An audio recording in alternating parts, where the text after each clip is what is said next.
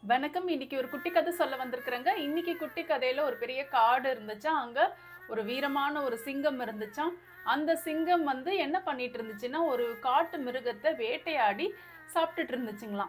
சாப்பிட்டுட்டு இருக்கிற நேரத்துல என்ன ஆச்சுன்னா, ஒரு எலும்பு வந்து அதோடைய தொண்டை உள்ள போய் சிக்கிக்கிச்சுங்களாம். சிங்கத்தால வலி தாள முடியாம, அது சத்தம் போட்டு கர்ஜனை பண்ணிக்கிட்டே இருந்துச்சுங்களாம். சிங்கத்துடைய குரல கேட்ட ஒரு மரங்கொத்தி ஓடி வந்து என்ன ஆச்சுன்னு பார்த்துச்சுங்களாம். பார்த்த உடனே சிங்கத்துக்கு உதவி பண்ணணும்னு அதுக்கு தோணுச்சு. ஆனா சிங்கம் ஒரு ஆபத்தான ஒரு மிருகமாச்சே, நம்மள கொன்னு தின்னுடுமேன்னு ஒரு பயம் இருந்துச்சாம்.